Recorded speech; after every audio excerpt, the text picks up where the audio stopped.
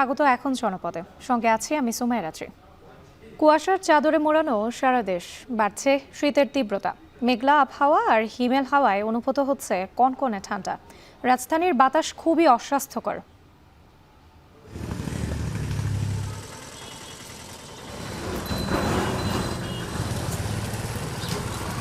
ঠান্ডা, শীতের জন্য গাড়ি চালাতে পারি না, গোবর্তার জন্য বাসায় থাকা যায় না। 2-3 দিন ধরে আকাশের অবস্থা খুব খারাপ, হাওয়া বাতাস খুব ঠান্ডায়, মানুষ বাইর হয় না। শীত বর্তমান পঞ্চগড়েই বেশি, অনেক বেশি শীত। এর জন্য মানুষ বের হতে পারতেছে না। এই জন্য আজকে দেখা যাচ্ছে কাজ কাম নাই, মানুষ বেকার পড়ে আছে।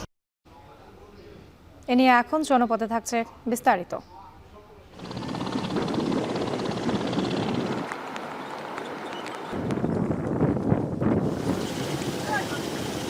এই নদী ভাঙতে ভাঙতে এখন আমাদের বাড়ি ঘর বিটা যা আছে সবগুলো নিয়ে গেছে। আমরা কই যাবো, কই থাকুম, তার কোনো ব্যবস্থা নেই। আমাদের এখানে যদি ব্লক হয় তাহলে এটা স্থায়ী সমাধান হয়। 7.5 লক্ষ মানুষের এটা একটা চাওয়া। ব্লক প্রজেক্ট এবং স্থায়ী এম্বাঙ্কমেন্টের মাধ্যমে 2000 কোটি টাকার একটি প্রকল্প, সেটির কাজ শীঘ্রই শুরু হবে বলে আমরা আশা করছি।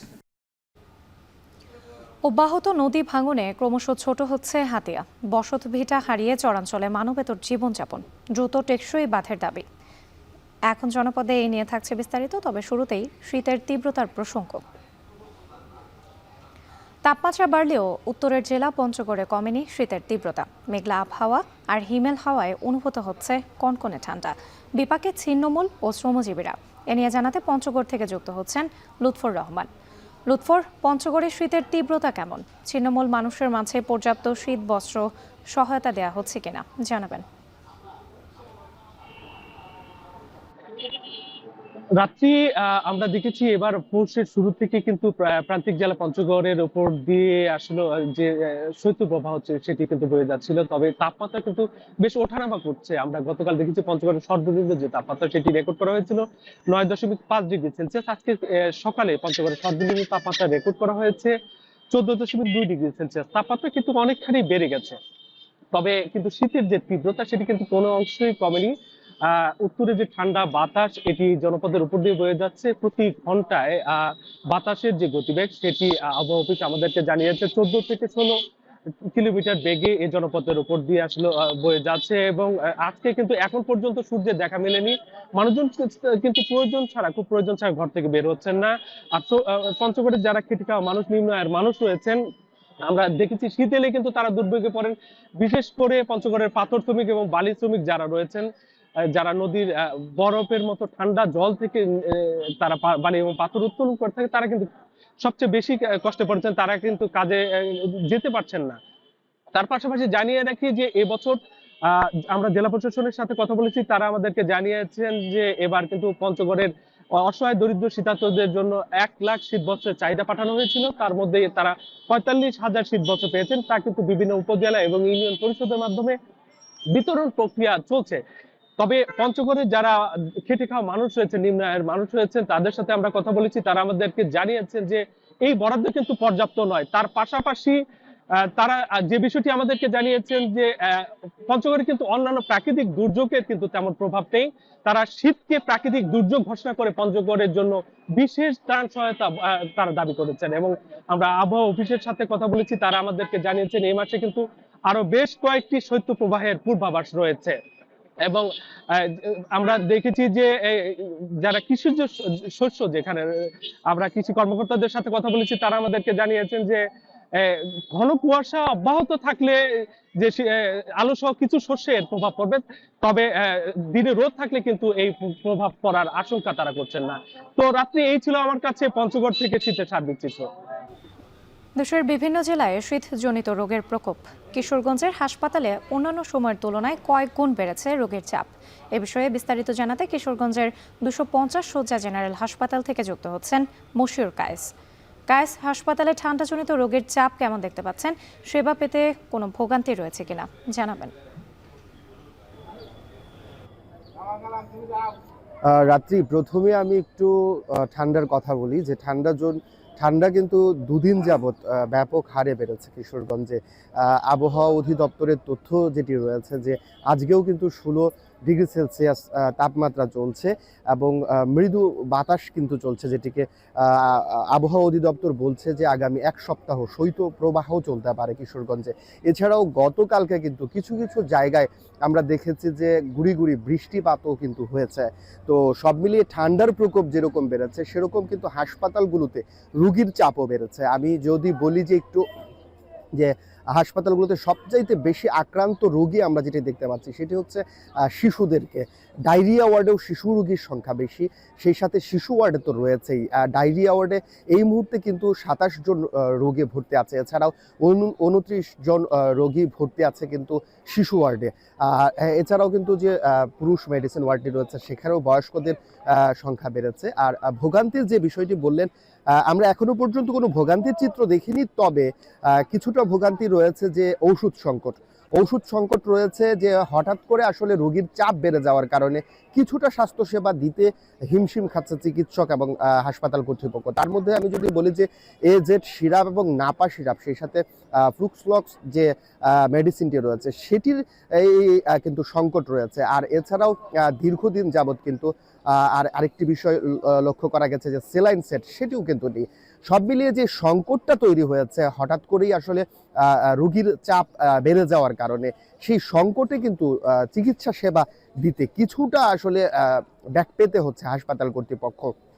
আর চিকিৎসকরা যে বিষয়টি বলছে যে ঠান্ডা যেহেতু আরো কয়েকদিন এরকম পরিমাণ থাকবে, সেক্ষেত্রে রোগীর সংখ্যা আরো বাড়তে পারে, রোগীর চাপও বাড়তে পারে।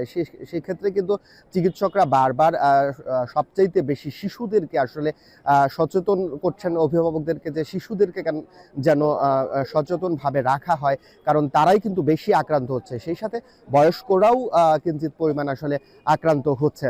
তো কিশোরগঞ্জের যে চিত্রটি বললাম, এটি কিন্তু 250 শয্যা যে জেনারেল হাসপাতালটি রয়েছে সেই 250 শয্যা জেনারেল হাসপাতালের চিত্র। এবং এরকম চিত্র কিন্তু আসলে মোটামুটি বলা যায় যে কিশোরগঞ্জের প্রতিটি যে হাসপাতাল রয়েছে, উপজেলা স্বাস্থ্য কমপ্লেক্স রয়েছে, সবগুলোতেই কিন্তু আসলে এরকম রোগীর চাপ বেড়েছে আমরা লক্ষ্য করেছি। তো এই ছিল রাত্রি আমার কাছে কিশোরগঞ্জ থেকে ঠান্ডাজনিত রোগী এবং ঠান্ডা সর্বশেষ তথ্য। কিশোরগঞ্জের হাসপাতালগুলোতে বেড়েছে ঠান্ডাজনিত রোগের সংখ্যা। এ বিষয়ে বিস্তারিত জানাতে যুক্ত ছিলেন মুশির কায়েস। চাঁদপুরে আশঙ্কাজনক হারে বেড়েছে ডায়রিয়ার প্রকোপ। প্রতিদিন হাসপাতালে চিকিৎসা নিতে যাচ্ছেন 3 শতাধিক রোগী। এ বিষয়ে বিস্তারিত জানাতে চাঁদপুরের মতলব আইসিডি ডিআরবি বিশেষায়িত হাসপাতাল থেকে যুক্ত হচ্ছেন তালহা জুবাইর। তালহা, চাঁদপুরে ডায়রিয়া রোগের প্রকোপ বাড়ার কারণ কি বলছেন চিকিৎসকরা? বিস্তারিত জানাবেন। রাত্রি আসলে শীতের কারণে শীতকালীন যে রোটা ভাইরাস রয়েছে সেখানে কিন্তু এই রোটা ভাইরাসের প্রভাবে ডায়রিয়া আক্রান্ত হয়ে কিন্তু প্রচুর পরিমাণে মানুষ এখন হাসপাতালে চিকিৎসা দিচ্ছেন। আমি আছি এই মুহূর্তে চাঁদপুরের মতলব দক্ষিণ উপজেলার আইসিডিডিআরবি বিশেষ যে উত্তরাময় হাসপাতাল, সেখানে কিন্তু আমি আছি। আসলে সকাল থেকেই দেখতে পেয়েছি যে রোগীদের ব্যাপক চাপ রয়েছে। কথা বলেছিলাম এই হাসপাতালের চিকিৎসকদের সাথে, তারা যেটা বলছেন যে এই হাসপাতালে মূলত 70 থেকে 100টি সিট থাকলেও বর্তমানে কিন্তু সেখানে 350-এর অধিক কিন্তু রোগী চিকিৎসা নিচ্ছেন, এবং এই যে চিকিৎসা নেওয়ার ধারা সেটা কিন্তু গেল 15 দিন যাবৎ একই হারে কিন্তু আসলে রোগীরা চিকিৎসা দিয়েছেন বলে জানিয়েছেন আমাদেরকে। এবং একই সাথে আসলে যদি রাত্রি আপনার মাধ্যমে একটু দর্শকদেরকে জানিয়ে রাখি, আসলে এই হাসপাতালে যে পরিমাণে রোগী বর্তমানে চিকিৎসা নিচ্ছেন সেখানে কিন্তু শুধুমাত্র চাঁদপুরেরই নয়, আশপাশের বিভিন্ন জেলা শহর থেকে, বিশেষ করে কুমিল্লা, লক্ষ্মীপুর, নোয়াখালী কিংবা পার্শ্ববর্তী যে শরীয়তপুর রয়েছে সেখান থেকেও কিন্তু প্রতিনিয়ত প্রচুর পরিমাণে কিন্তু রোগী এই হাসপাতালে আসছেন ডায়রিয়া আক্রান্ত হয়ে। এবং এই ভর্তি হওয়া রোগীদের প্রায় 85%ই কিন্তু 5 বছরের নিচের শিশু বলে জানিয়েছেন চিকিৎসকরা। তারা যেটা বলছেন যে মূলত আসলে এই সময়টাতে শীতের প্রভাবের কারণে কিন্তু এই ভাইরাসে আক্রান্ত হওয়ার ফলে কিন্তু অনেকেই ডায়রিয়াতে আক্রান্ত হচ্ছে। তবে আমি কথা বলেছিলাম এই হাসপাতালের প্রধান আল ফজলের সাথে, তিনি যেটা বলছেন যে আক্রান্ত শিশুদের নিয়ে অভিভাবকরা যাতে আতঙ্কিত না হয়, সেই ক্ষেত্রে যাতে তাদেরকে শীতের এই প্রকোপ থেকে বাঁচানোর জন্য যাতে তারা চেষ্টা করেন, এবং পাশাপাশি কেউ যদি ডায়রিয়া আক্রান্ত হয়ে যান তাহলে তাকে যাতে নিয়মিত নির্ধারিত যে স্লাইন রয়েছে, খাবার স্লাইন, তার পাশাপাশি যাতে 10 দিন করে একদিন প্রতিদিন একটি করে 1 চামচ পানির মধ্যে একটি করে বেবি জিঙ্ক ট্যাবলেট 10 দিন খাওয়ানোর পরামর্শ দিয়েছেন। তাছাড়া তিনি যেটা বলছেন যে আসলে হাসপাতালে বর্তমানে রোগীর চাপ বৃদ্ধি পেলেও তারা কিন্তু স্লাইন থেকে শুরু করে যেই চিকিৎসার আনুষঙ্গিক যেই ধরনের ঔষধ দরকার তার কিন্তু পর্যাপ্ত পরিমাণে রয়েছে, এবং একই সাথে এই সময়টাতে রোগীর চাপ সামাল দেওয়ার জন্য কিন্তু তারা বাড়তি চিকিৎসক এবং নার্স কিন্তু সরবরাহ করছেন হাসপাতালে। অর্থাৎ বলছেন যে মূলত কোনো ধরনের কিন্তু সংকট কিন্তু নেই। তবে একটা পরামর্শ দিয়েছেন যে সরকারি যে হাসপাতালগুলো রয়েছে সেখানে কিন্তু চাইলে একই ধরনের চিকিৎসা কিন্তু দেওয়া হচ্ছে ডায়রিয়া আক্রান্ত রোগীদের জন্য, এবং চাইলে অভিভাবকরা তাদের পার্শ্ববর্তী যে সরকারি হাসপাতাল রয়েছে সেখানে যাতে তাদের আক্রান্ত রোগীদের ভর্তি করান সেই বিষয়টা কিন্তু তারা পরামর্শ দিচ্ছে। তো আসলে রাত্রি সবকিছু মিলিয়ে এই ছিল আমাদের চাঁদপুর থেকে ডায়রিয়া আক্রান্ত রোগীদের সবশেষ সংবাদ। বিডিআর হত্যাকাণ্ডের সুষ্ঠু বিচার চেয়ে কেন্দ্রীয় শহীদ মিনারে গণজমায়েত অনুষ্ঠিত হচ্ছে। এ নিয়ে আলোচনাতে সেখান থেকে যুক্ত হয়েছেন মশিউর অনেক। কথা বলা হয়েছে। এছাড়া তিন নম্বর দাবিতে বলা হয়েছে যে স্বাধীন তদন্ত কমিশনের মাধ্যমে পিলখানা হত্যাকাণ্ডের যে প্রকৃত সত্য সেটাকে উদ্ঘাটন করে অপরাধীদের শাস্তি নিশ্চিত করতে হবে। এখানে একটু বলে রাখা ভালো, যারা জেলে বন্দী এখন পর্যন্ত তাদের অনেকের পরিবারের দাবি আমরা কথা বলেছি যে নির্দোষভাবে শুধুমাত্র উদ্দেশ্য প্রণোদিতভাবে কিছু সংক্ষুব্ধ কিছু নির্দিষ্ট মানুষগুলোকে বাঁচানোর লক্ষ্যে তাদেরকে জেল হাজতে রাখা হয়েছে, যেখানে তাদের কোনো সম্পৃক্ততা ছিল না। কিছুক্ষণ আগে একজনের সাথে কথা বলছিলাম, তিনি বলছিলেন যে ঠিক বিডিআর বিদ্রোহ যখন সংগঠিত হচ্ছে তখন তিনি পিলখানাতে কর্মরত থাকলেও সেই সময় তিনি পিলখানাতে ছিলেনই না। সেক্ষেত্রে তার যেই কাগজপত্র, ছুটির কাগজপত্র, তিনি তার গ্রামের বাড়িতে গিয়েছিলেন, কিন্তু সেই ছুটির কাগজপত্রগুলো পর্যালোচনা করা হয়নি, বরঞ্চ তাকে সেই সমস্ত কাগজপত্র থাকা সত্ত্বেও এখন পর্যন্ত প্রায় 16 বছর, আমি আবারও বলছি 16 বছর তাকে জেল হাজতে রাখা হয়েছে। এই বিচার আসলে তারা কোর্টের মাধ্যমে এতদিন যাবৎ পাননি বলে তাদের দাবি, এবং তারা আশা করছেন ঠিক এই সরকার পতনের পরপর, সরকার পতনের মাধ্যমে তারা সেই সমস্ত দাবিগুলো কিন্তু তারা এখন জানাতে পারবেন, এবং তাদের যেই সমস্ত চাহিদা সেই সমস্ত চাহিদাগুলো তারা পূরণ করতে পারবেন।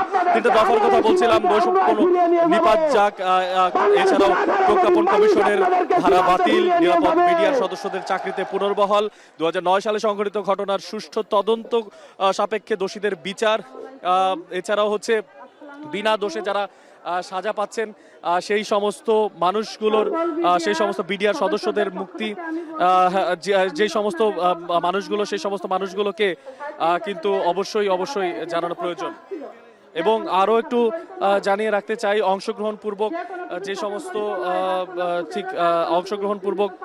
যেই সমস্ত কথোপকথন সেই সময় আমরা জানতে পেরেছি, বিভিন্ন সময় সেই সমস্ত কথাগুলো কিন্তু তারা জানানোর ব্যাপারে বেশ উদ্গ্রীব। যাই হোক, আপনারা দেখতে পাচ্ছেন এই মুহূর্তে অনেকেই বসে আছেন, এবং তারা তাদের কথোপকথন বা তারা তাদের যে সমস্ত কথা তারা জানাতে চান মঞ্চে আসছেন তারা একে একে করে, এবং মঞ্চে এসে তারা তাদের সেই সমস্ত বক্তব্যগুলো দিয়ে যাচ্ছেন। শহীদ মিনারের এই বিডিআর হত্যাকাণ্ডের সুষ্ঠু বিচার চেয়ে কেন্দ্রীয় শহীদ মিনারে গণজমায়েত অনুষ্ঠিত হচ্ছে। এ বিষয়ে বিস্তারিত জানাতে যুক্ত ছিলেন মশিউর অনেক। ইতিহাসের ধারাবাহিকতা রক্ষা করে 24-এর গণ অভ্যুত্থান গল্প, কবিতা সংকলন এবং ছবি ও গ্রাফিতির মাধ্যমে স্থান পেয়েছে 2025 শিক্ষাবর্ষের পাঠ্য বইয়ে। থাকছে শহীদ আবু সাইদ, মীর মুগ্ধের বীরত্বগাথাও। 2014, 18 ও 2024 সালের আওয়ামী লীগের প্রহসনের নির্বাচন, গুম, খুন, হত্যাসহ বিরোধী মতের উপর দমন পীড়ন যেমন তুলে ধরা হয়েছে, তেমনি জুলাই গণ অভ্যুত্থানে জনরোষ থেকে বাঁচতে শেখ হাসিনার ভারতে পালিয়ে যাওয়ার কথাও স্থান পেয়েছে পাঠ্য বইয়ে। ফরহাদ বিন নূর জানাচ্ছেন বাকিটা। স্বৈরাচারের বিরুদ্ধে এই যে আবু সাইদ পুলিশের গুলির সামনে বুক চিতিয়ে দাঁড়িয়ে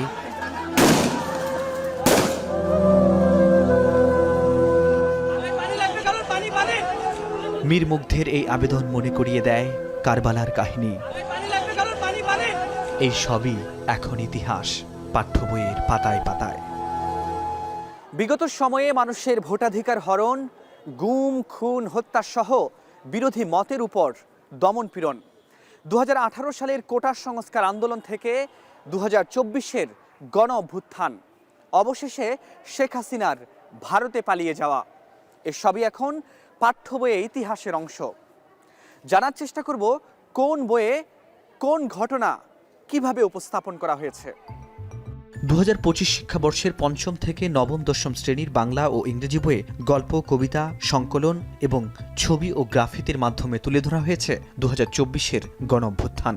পঞ্চম শ্রেণীর বাংলা বইয়ে আমরা তোমাদের ভুলব না শীর্ষক পাঠ্যে শহীদ তিতুমির, প্রীতিলতা, 52 রফিক, সালাম, বরকত জব্বার, 1987-র শহীদ নূর হোসেন, 90-এর ডাক্তার মিলন ও জেহাদ। ইতিহাসের এই ধারাবাহিকতায় স্থান পেয়েছে সম্প্রতি জুলাই অভ্যুত্থানের শহীদ আবু সাইদ এবং মীর মুগ্ধের নাম। ষষ্ঠ শ্রেণীর চারুপাঠ বইয়ে কার্টুন, ব্যঙ্গচিত্র ও পোস্টারের ভাষা বোঝাতে হেলিকপ্টার থেকে গুলি করার গ্রাফিতি। সপ্তম শ্রেণীর সপ্তবর্ণ বইয়ে যুক্ত করা হয়েছে হাসান রোবায়েতের সিথি নামক জুলাইয়ের কবিতা। একই শ্রেণীর ইংরেজি বইয়ে আলোচনা করা হয়েছে জেনারেশন জেড এবং 24-এর গণঅভ্যুত্থান। অষ্টম শ্রেণীর সাহিত্য কণিকা বইয়ে গণঅভ্যুত্থানের কথা শীর্ষক গদ্যে 1969, 1990 এবং 2014-এর গণঅভ্যুত্থান। প্রেক্ষাপট আলোচনা করতে তুলে ধরা হয়েছে 2014, 18 ও 24 সালে মানুষের ভোটের অধিকার কেড়ে নিয়ে শেখ হাসিনা নানান কায়দাকানুন করে একের পর এক প্রহসনের নির্বাচনের মাধ্যমে ক্ষমতা দখল এবং সবশেষ কোটা সংস্কার আন্দোলনে ব্যাপক নির্যাতন ও হত্যাযজ্ঞ। অবশেষে জনরোষ থেকে বাঁচার জন্য শেখ হাসিনার ভারতে পালিয়ে যাওয়ার কথাও উল্লেখ করা হয়েছে। অষ্টম শ্রেণীর ইংরেজি বইয়ে দেশের সামাজিক ও রাজনৈতিক পরিবর্তনে নারীর অবদান তুলে ধরা হয়েছে, যেখানে ব্রিটিশ বিরোধী, স্বাধীনতা সংগ্রাম এবং জুলাই অভ্যুত্থানের প্রসঙ্গ আনা হয়েছে। 24-এ কিভাবে ছাত্রীরা হল থেকে বের হয়ে আন্দোলনে অংশ নেয়, কাঁদানে গ্যাস ও গুলি উপেক্ষা করে কিভাবে আন্দোলনরত শিক্ষার্থীদের খাবার সরবরাহ করে মায়েরা, শহীদ আবু সাইদের মায়ের হামার বেটাক মারলু কেনে বাক্য তুলে ধরা হয়েছে। দেশের ক্যালেন্ডারে জুলাই থামেনি, 5 আগস্টে হয়ে যায় 36 জুলাই। 16 জুলাই রংপুরে আবু সাইদের শাহাদাত বরণের বীরত্ব গাথা তুলে ধরা হয়েছে নবম দশম শ্রেণীর বাংলা সাহিত্যের আমাদের নতুন গৌরব গাথা গদ্যে। ঢাকা বিশ্ববিদ্যালয়ের সরকারি দলের বহিরাগত সন্ত্রাসীরা ছাত্রীদের ওপর চালানো বর্বরতার চিত্র ফুটে উঠেছে। একই শ্রেণীর ইংরেজি বইয়ে জুলাই আগস্টের গ্রাফিতির কথাও উল্লেখ করা হয়েছে। পাঠ্য বইয়ে ইতিহাসের ধারাবাহিকতা রক্ষা করেই 24-এর গণঅভ্যুত্থান তুলে ধরা হয়েছে। গণঅভ্যুত্থানের বিভিন্ন বিষয়, গ্রাফিতি থেকে শুরু করে ইতিহাসের যে বিভিন্ন ব্যাখ্যা কিংবা বর্ণনা যে পাঠ্যপুস্তকে এসেছে, আমি মনে করি এটা স্বাভাবিক, এটা আসবে। কোনটার আবেদন কি, কোনটা সার্বজনীন কিনা, কোনটা কোন বয়সের জন্য উপযোগী, সেগুলোকে আমাদের ভাবতে হয়েছে।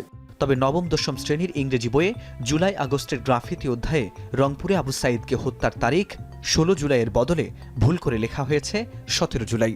সেটা আমরা সংশোধন করে দিয়েছি অনলাইন বইতে, এবং যে সমস্ত বই এখনও ছাপা হয় নাই সেখানে সেই বইয়ের ফরমায় ওই প্লেটটাকে সংশোধন করে দিয়েছি।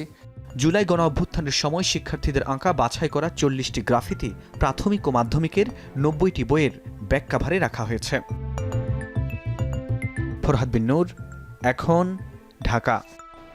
এশিয়ান ইউনিভার্সিটি ফর উইমেনের 11শ সমাবর্তন অনুষ্ঠিত হচ্ছে, যেখানে অংশ নিয়েছেন দেশি বিদেশি শিক্ষার্থীরা। এছাড়া সমাবর্তনের প্রধান অতিথি হিসেবে বক্তব্য রাখবেন সাবেক British first lady Cherie Blair. সেখানে আছেন সহকর্মী হাজিরা শিউলি, যুক্ত হচ্ছে তার সঙ্গে। শিউলি, সমাবর্তন অনুষ্ঠানে সাবেক ব্রিটিশ ফার্স্ট লেডি এসেছেন কিনা, সেখানকার আনুষ্ঠানিকতা সম্পর্কে জানাবেন।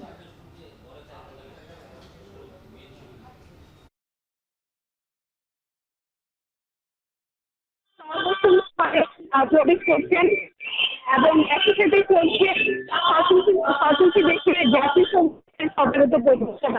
কিছুক্ষণের মধ্যেই সমাবর্তনের মূল অনুষ্ঠান শুরু হবে এবং এই ইউনিভার্সিটির দ্বারা শুরু ছিল 2009 সালে।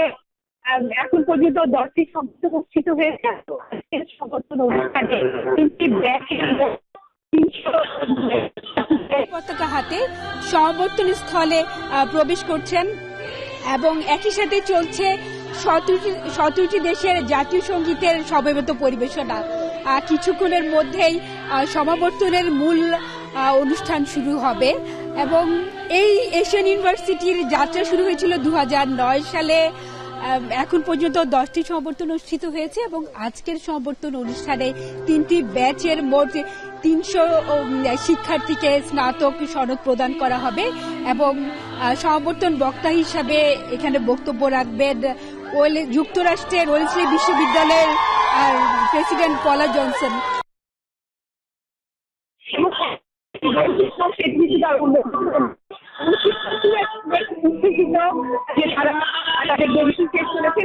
তবে এখানে মনে রাখবেন এই 2-3 বছরে প্রায় কয়েক হাজার শিক্ষার্থী এখান থেকে স্নাতক পাশ করে বের হয়েছে। শীত মৌসুমে সুন্দরবনে বেড়েছে পর্যটকদের সমাগম। প্রতিদিন খুলনার লঞ্চঘাট থেকে শত শত পর্যটক নিয়ে সুন্দরবনে ভ্রমণে যাচ্ছে বিলাসবহুল লঞ্চ, যাতে চাঙা হয়ে উঠেছে স্থানীয় অর্থনীতি। এ বিষয়ে বিস্তারিত জানাতে লঞ্চঘাট থেকে যুক্ত হয়েছেন তরিকুল ইসলাম। তরিকুল, প্রতিদিন কি পরিমাণে পর্যটক সুন্দরবন ভ্রমণে যাচ্ছে জানাবেন, এবং একই সাথে জানতে চাই লঞ্চগুলোর ভাড়া কেমন?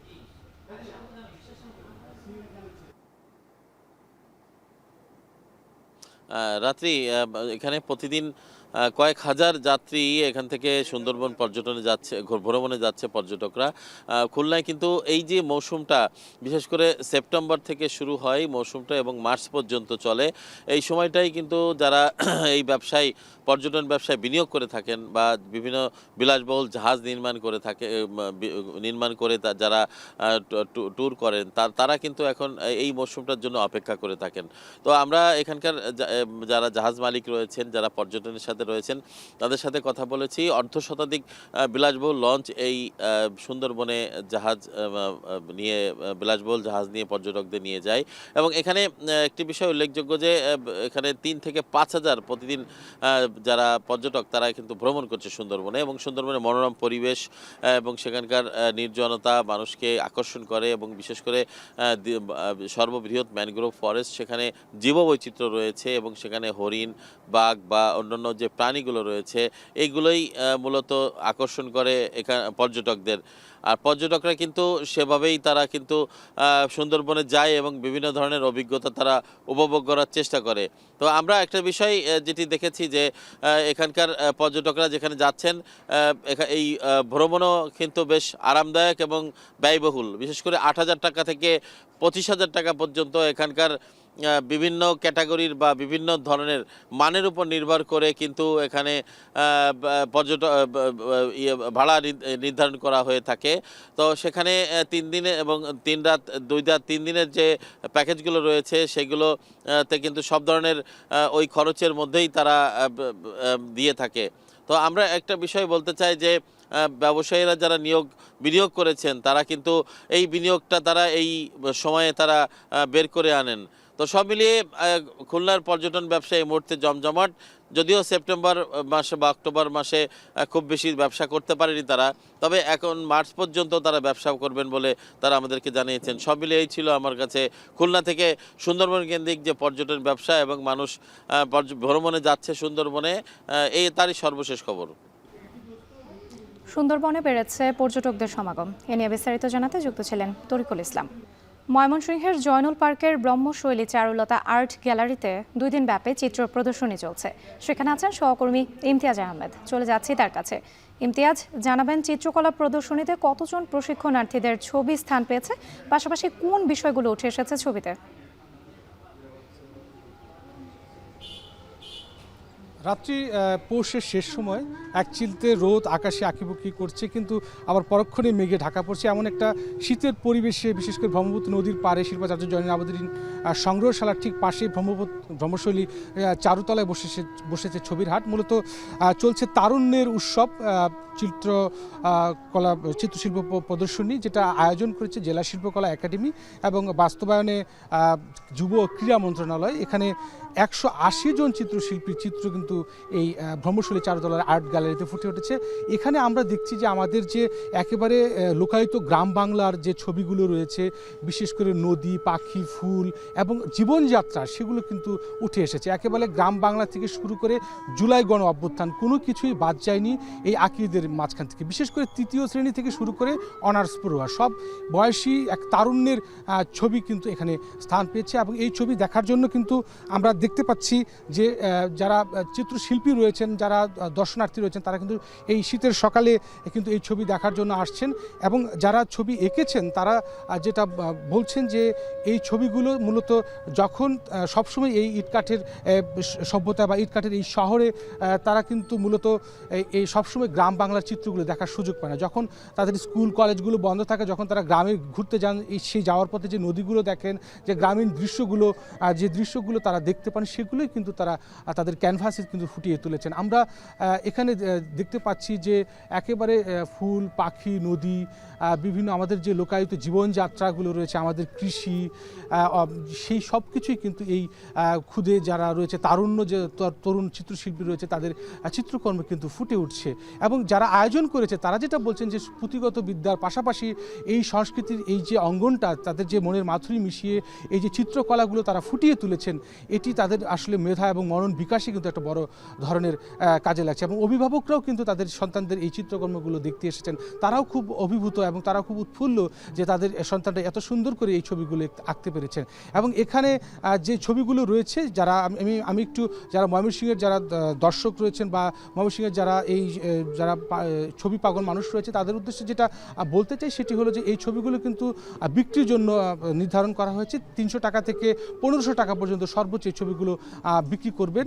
এবং যারা আসলে কিনতে চান তারা কিন্তু আসতে পারেন। এই আয়োজনটি 2 দিন ব্যাপী চলছে এবং যার আজকে শেষ দিনে এই আয়োজনটি চলছে এবং সন্ধ্যা পর্যন্ত এই আয়োজন থাকবে। এবং এর মধ্যে যারা আসলে ছবি কিনতে চান তারা কিন্তু এখান থেকে এসে ছবি কিনতে পারে। যেটা তারা বলছেন যে এই ছবি যখন কেনা হবে এবং সেইখানে যখন এই চিত্রশিল্পীরা কিন্তু অনেকটা উদ্বুদ্ধ হবেন। এবং আমরা দেখতে পাচ্ছি যে এক ঝাঁক শিশু কিশোর তারা কিন্তু এই চিত্রকর্মগুলো দেখছেন। যেটা আগেই বলেছিলাম যে আমাদের চিরায়ত গ্রাম বাংলার রূপ মাধুরী এবং আমাদের যে জুলাই গণঅভ্যুত্থান, মুক্তিযুদ্ধ, সমস্ত কিছুই কিন্তু এখানে স্থান পেয়েছে। বলতে গেলে আমাদের যে গ্রাম বাংলা প্রকৃতি এবং এই বিষয়গুলোকে স্থান পেয়েছি এই চিত্রকর্মগুলোতে। এবং এই আয়োজনটি যেন আসলে আরও 2-1 দিন বর্ধিত করা হয় এমন দাবি কিন্তু জানাচ্ছেন যারা এখানে আগত দর্শনার্থী রয়েছেন। সব মিলিয়ে এই ছিল ময়মনসিংহ থেকে ব্রহ্মপুত্র চারুতলায় ছবির চিত্র প্রদর্শনী সর্বশেষ আমার কাছে। রাত্রি। ময়মনসিংহের চারুতলা আর্ট গ্যালারিতে চলছে চিত্র প্রদর্শনী। সেখানকার সবশেষ পরিস্থিতি জানাতে যুক্ত ছিলেন ইমতিয়াজ আহমেদ। অব্যাহত নদী ভাঙনে ক্রমশ ছোট হয়ে আসছে নোয়াখালীর দ্বীপ উপজেলা হাতিয়া। প্রতি বছর বসত ভিটা হারিয়ে চরাঞ্চলে মানবেতর জীবনযাপন করছে হাজারো পরিবার। যুগ যুগ ধরে চলে আসা এই ভাঙন ঠেকাতে কার্যকর উদ্যোগ না থাকায় হতাশ দ্বীপবাসী। দ্রুত টেকসই বাঁধ না দিলে বিশাল ভূখণ্ড বিলীনের শঙ্কা স্থানীয়দের। ইমরান হোসেনের ছবিতে নাসিম শুভর প্রতিবেদন। বঙ্গোপসাগরের কোল ঘেঁষা মেঘনার বুকে জেগে ওঠা বিচ্ছিন্ন দ্বীপ উপজেলা হাতিয়া। প্রায় 300 বছর বয়সী এই দ্বীপে 8 লাখের বেশি মানুষের বসবাস। কিন্তু ভাঙনের কবলে পড়ে সম্ভাবনাময় এই দ্বীপের মূল ভূখণ্ড হুমকির মুখে। মেঘনার অব্যাহত ভাঙনে এরই মধ্যে বিলীন হাতিয়ার 1/4 জায়গা। অনেক দূরে ছিল নদী, এই নদী ভাঙতে এখন আমাদের বাড়ি ঘর বিটা যা আছে সবগুলো নিয়ে গেছে। নদী ভাঙতে ইয়ান লাতি আইসি, এখন আসি আফাজিয়া, তাও নদী ভাঙি যারবি। আমরা কই যাবো, কই থাকুম, আঙ্গো তার সেই কোনো ব্যবস্থা নেই। আমাদের এখানে যদি ব্লক হয় তাহলে এটা স্থায়ী সমাধান হয়। 7.5 লক্ষ মানুষের এটা একটা চাওয়া। এটা দীর্ঘগত 17 বছর এই প্রাণের দাবি এটা হাতিয়া মানুষের। এরই মধ্যে কয়েক দফা ভিটামাটি হারিয়ে নিঃস্ব কয়েক হাজার পরিবার। দ্রুত ভাঙন রোধে ব্যবস্থা না নিলে মানচিত্র থেকে হারিয়ে যাওয়ার শঙ্কা হাতিয়াবাসীর। ব্লক নির্মাণের জন্য এটা কার্যকরী এইভাবে যেন এটা বাস্তবায়ন যেন হয়। আগামী দিনের ভবিষ্যৎগুলা যে এইভাবে যে নষ্ট হয়ে যাচ্ছে সেটা কেউ দেখতেছে না আর কি। একসময় শুধু বর্ষায় ভাঙলেও এখন বছর জুড়েই চলে এই নদী ভাঙন। বছরের পর বছর চলা ভাঙনে বিলীন হচ্ছে হাতিয়ার চান্দনী, নলচিরা, চরকিং ও চরেশ্বর ইউনিয়নের হাজারো পরিবার। এখনও কার্যকরী কোনো উদ্যোগ না নেয়ায় হতাশ দ্বীপবাসী। সরকার যদি আমাদের যদি ব্লক টলক হালা তাহলে আমরা নিরাপত্তায় থাকতে নদী সেরা আঙু কম ফেলে। জি ব্যাগগুলো এখানে ফালাইতেছে, টিকতেছে না। বোটের সাথে বিভিন্ন ঘূর্ণিঝড় আসলে জি ব্যাগগুলো জোয়ারের সাথে নিয়ে যায়। এমন অবস্থায় হাতিয়ার ভাঙন রোধে সরকার নতুন করে 2000 কোটি টাকার প্রকল্প হাতে নিয়েছে বলে জানায় স্থানীয় প্রশাসন। ব্লক প্রজেক্ট এবং স্থায়ী এমবাঙ্কমেন্টের মাধ্যমে 2000 কোটি টাকার একটি প্রকল্প ডিপিপিতে চূড়ান্ত পর্যায়ে রয়েছে। তার এস্টিমেট পাঠাবে ঢাকায়। সেখান থেকে পাশ হলেই, অনুমোদিত হলেই সেটির কাজ শীঘ্রই শুরু হবে বলে আমরা আশা করছি। স্থানীয়রা জানায় 60-এর দশক থেকে হাতিয়ার নদী ভাঙন সমস্যা তীব্র হতে থাকে। প্রতি বছর ভাঙনের কবলে এই জনপদের অন্তত 100 কোটি টাকার ক্ষতি হচ্ছে। এখন নোয়াখালী। পূর্বাঞ্চলের সবচেয়ে বড় ধানের মোকাম আশুগঞ্জে ধান চাল বিক্রি ও পরিবহনকে ঘিরে গতি এসেছে স্থানীয় অর্থনীতিতে। প্রতি বছর অন্তত 500 কোটি টাকা লেনদেন হচ্ছে এখানে। এছাড়া কর্মসংস্থান হয়েছে হাজারো মানুষের। শত বছরেরও বেশি পুরনো এই মোকামের পরিধি আরও বাড়াতে আধুনিক জেটি নির্মাণ ও আবাসন ব্যবস্থা নিশ্চিতের দাবি সংশ্লিষ্টদের। আজিজুল সঞ্চয়ের প্রতিবেদন। মেঘনাপাড়ে ব্যবসায়ী ও শ্রমিকদের এই কর্মব্যস্ততা নিত্যদিনের। সকাল থেকে বিকেল পর্যন্ত চলে ধান বেচাকেনা।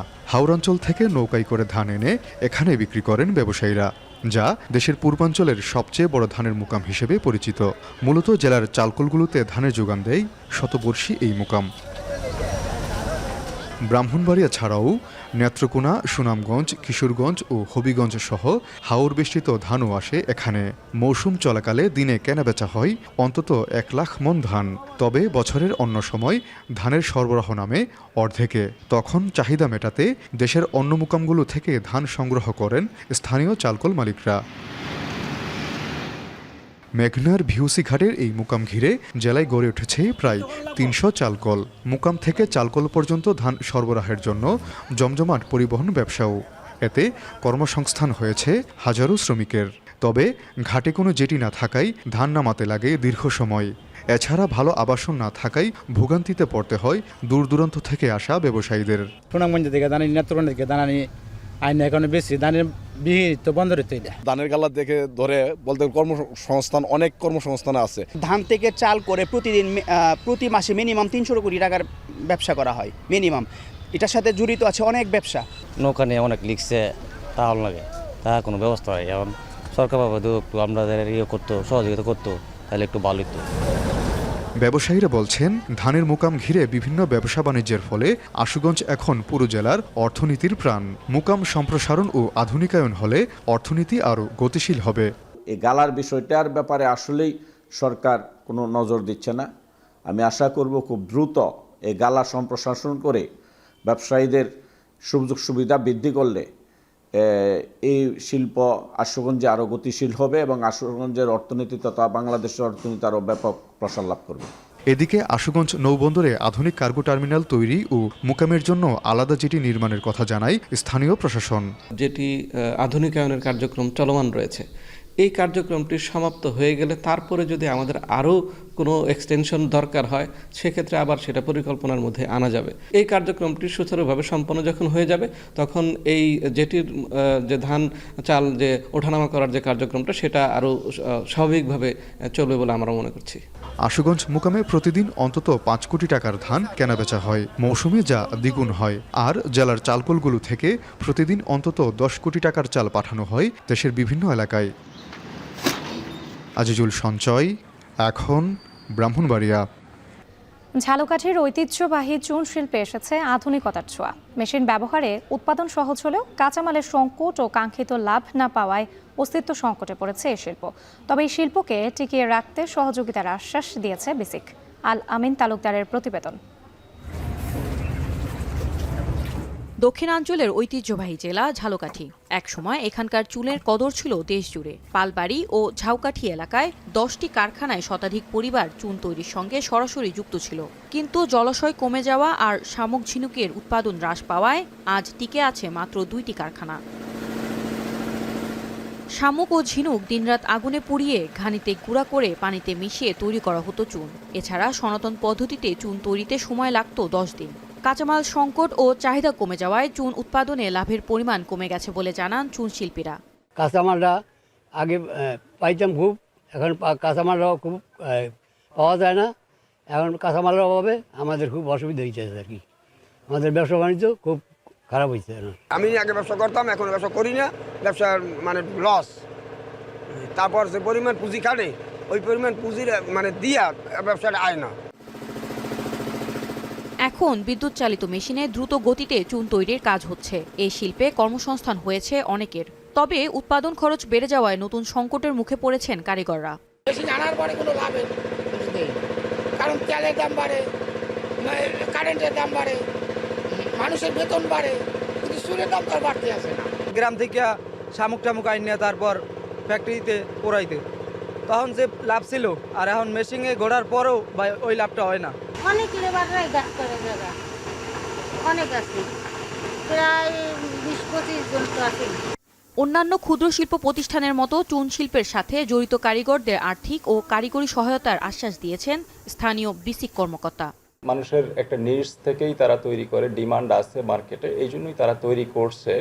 তো বিসিক ঝালকাঠি থেকে আমরা যেই ধরনের সহায়তাগুলো অন্যান্য উদ্যোক্তাদেরকেও দিয়ে থাকি, সেই ধরনের সেবা আমরা যে কোনো ক্ষুদ্র কুটির এবং মাইক্রো উদ্যোক্তারা যদি আমাদের কাছে আসে তাহলে আমরা তাদেরকে সেই সেবা আমরা দিব।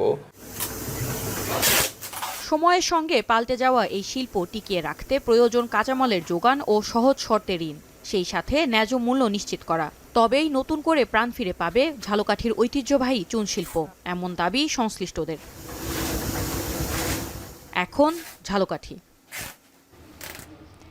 জামালপুরে কমলা চাষ করে সাড়া ফেলেছেন কৃষি উদ্যোক্তা কামরুজ্জামান দম্পতি। গাছে গাছে ফলনও হয়েছে বেশ ভালো। কৃষি বিভাগ বলছে বকশীগঞ্জের পাহাড়ি মাটি কমলা সহ লেবু জাতীয় ফল চাষের জন্য খুবই উপযোগী। কামরুজ্জামানের মতো অন্যান্য কৃষি উদ্যোক্তাদের ফল চাষে উৎসাহী করা হচ্ছে বলেও জানান কৃষি কর্মকর্তারা। বিস্তারিত জুয়েল রানার প্রতিবেদনে। জামালপুরের বকশীগঞ্জের কামরুজ্জামান সবদার 3 বছর আগে গাজীপুরের টেক্সটাইল কোম্পানির চাকরি ছেড়ে শুরু করেন কমলা চাষ। পরীক্ষামূলকভাবে রোপণ করেন 3 জাতের কমলার চারা। সেখান থেকে এখন 10% জমিতে গড়ে তুলেছেন বাগান। ফল ও চারা বিক্রি করে বছরে তার আয় 4 থেকে 5 লাখ টাকা। কামরুজ্জামান জানান, বছরে বাগান থেকে প্রায় 50 মণ কমলা বিক্রি করেন তিনি, আর প্রতি মণ বিক্রি হয় 12,000 টাকায়। এছাড়া প্রতি পিস চারা বিক্রি করেন 200 টাকায়। আগামীতে আরও 1 একর জমিতে কমলার চারা রোপণের পরিকল্পনার কথা জানান এই কৃষি উদ্যোক্তা। আগামীতে আমি পরিকল্পনা নিচ্ছি আরও 1 একর জমি চাষ করব এবং আরও অনেক চাষিরাই আমার কাছে চারা পেয়েছে এবং তারা পদক্ষেপ নিচ্ছে এই চাষ করবে। গাছের মধ্যে 1.5 মণ 2 মণ করে 2.5 মণ পর্যন্ত আইছে, তুলি দিতেছে, বিক্রি করতেছে 300 টাকা কেজি। স্থানীয়রা জানান, প্রতিদিন অসংখ্য মানুষ আসেন কামরুজ্জামানের বাগানে। কেউ কেউ আবার বাগান থেকেই 300 টাকা কেজি দরে কিনে নিয়ে যান কমলা। তার থেকে চারা কিনে অনেকেই গড়ে তুলেছেন বাগান। বাজারের ড্রাম ভিতরে আপনার কেমিক্যাল দেওয়া থাকে, মেডিসিন থাকে, ফর্মালি থাকে, এর চেয়েও এটা খুব ভালো। আমাদেরও আশা আমরা বাগান করব ভাইয়ের দেখা দেখি। যদি আমরা বাণিজ্যিকভাবে বাংলাদেশে এই কমলা উৎপাদন বাড়াতে পারি তাহলে আমাদের অর্থনীতি অগ্রগতি সম্ভব। উপজেলা কৃষি কর্মকর্তা জানান, পাহাড়ি অঞ্চল হওয়ায় সাইট্রাস জাতীয় ফল চাষের জন্য এই উপজেলার মাটি ও পরিবেশ খুবই উপযোগী।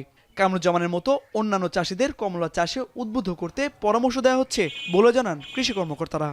বাণিজ্যিক আকারে শুরু করেন সেটা আশেপাশে এলাকার আরও উৎসাহ পাবে। প্লাস এটা আমাদের যেহেতু সাইট্রাস আমাদের কমলা লেবু বাইরে থেকে প্রচুর পরিমাণ ইম্পোর্ট করতে হয়, সেহেতু দেশীয় চাহিদা মেটানোর জন্য আমাদের পাহাড়ি এলাকাগুলোতে এই সাইট্রাস চাষটা যদি আমরা উদ্বুদ্ধ করতে পারি তাহলে কিন্তু আমাদের দেশের অর্থনীতিতে একটা ভালো একটা অবদান রাখা যাবে।